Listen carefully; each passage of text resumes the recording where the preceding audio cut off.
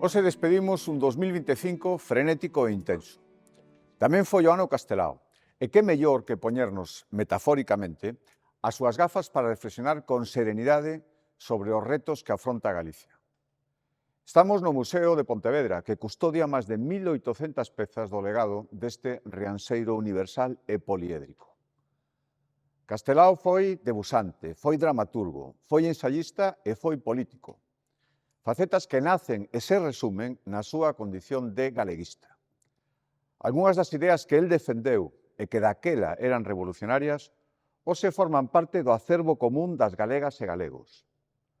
A arquitectura institucional, política e cultural da Galicia de hoxe é posible porque antes a soñaron Castelao, Risco, Brañas, Otero Pedrallo e outros moitos intelectuais que amaban o seu país.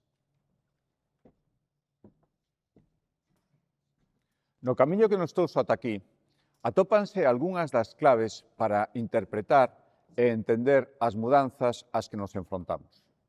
Drásticas e imprevisibles. As redes sociais marcan o compás do mundo e ás veces só ollamos o universo a través dunha pantalla. Fronte esta realidade, aspiramos a facer de Galicia un refuxio no que as cousas se entendan de outra maneira, un lugar no que seguir mirando os ollos das persoas. Se neste Nadal temos a fortuna de poder compartir tempo cos nosos pais ou avós, levantemos a vista da pantalla e aprendamos deles. Esas conversas, esas testemunhas de cando o tempo pasaba a outra velocidade, poden axudarnos moito a entender e adaptarnos mellor ao noso mundo.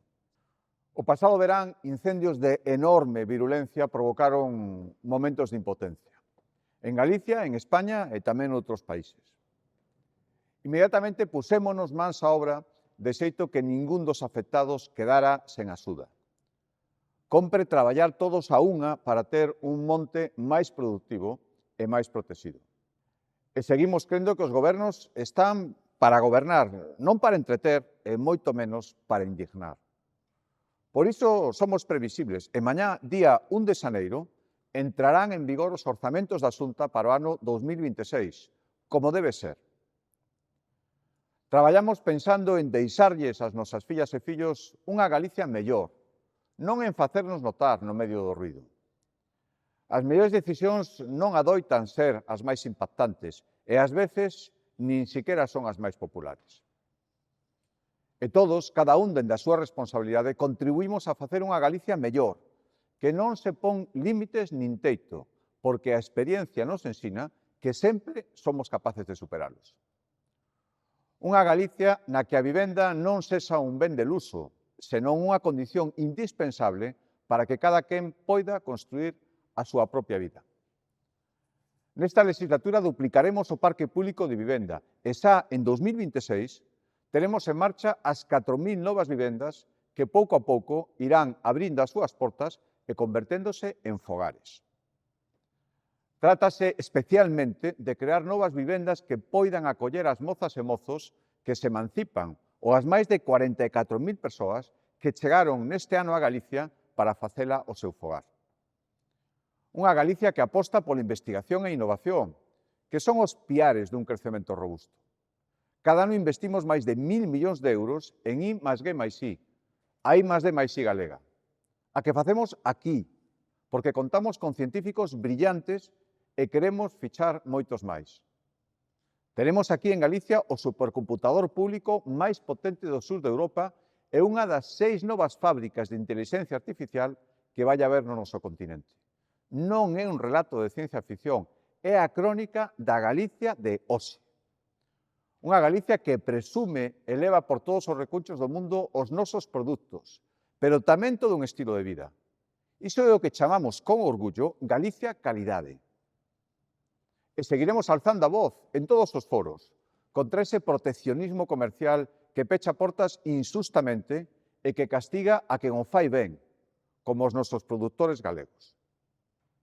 Unha Galicia que reúne todas as condicións para beneficiarse das oportunidades económicas do futuro.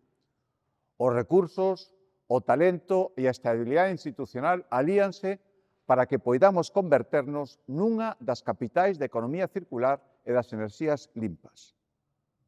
Compre actuar con intelixencia e con responsabilidade para que os novos sectores estratégicos sigan a estela do téxtil, do agroalimentario e dunha automoción que nun contexto difícil non só aguanta, senón que se supera.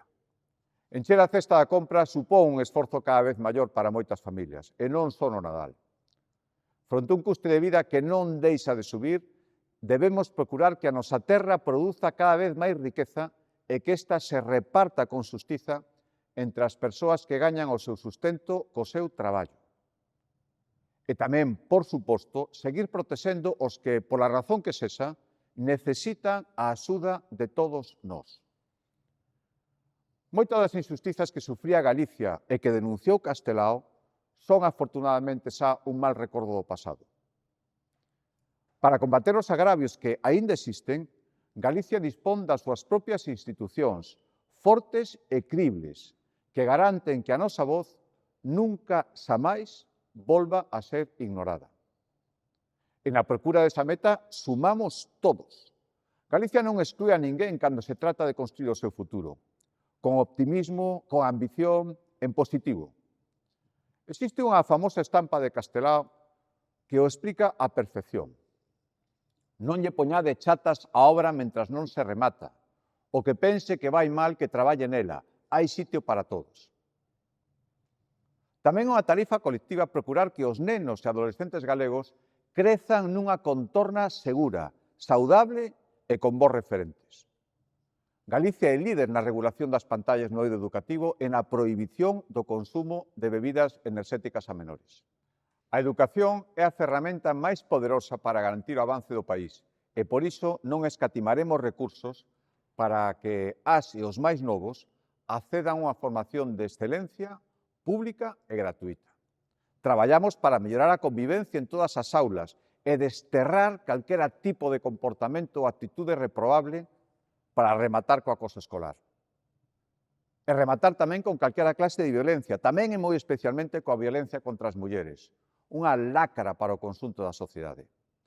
Posuímos un sistema sanitario público avanzado que ofrece o calendario vacinal máis completo do mundo, amplos programas de cribados e tratamentos punteiros na loita contra o cancro que eran impensables hai ben poucos anos. Seguir avanzando nesta senda é unha obriga irrenunciable. E, por suposto, como cada ano por estas datas, quero compartir unha mensaxe de afecto ás persoas que pasan estas celebracións en soidade e as que enfrontan problemas de saúde e as que botan en falta algún ser querido. E tamén unha lembranza agarimosa para os nosos emigrantes, que celebran estas festas lonxe da terra que levan sempre no corazón, como nós os levamos a eles. Sempre, aínda cando as tebras parecen máis densas, hai unha luz de esperanza que nos guía para seguir avanzando, como avanzan os peregrinos que percorren os distintos camiños de Santiago. Deséxovos unha feliz entrada de ano e que teñamos un 2026 cheo de alegría, de benestar, de paz e de prosperidade.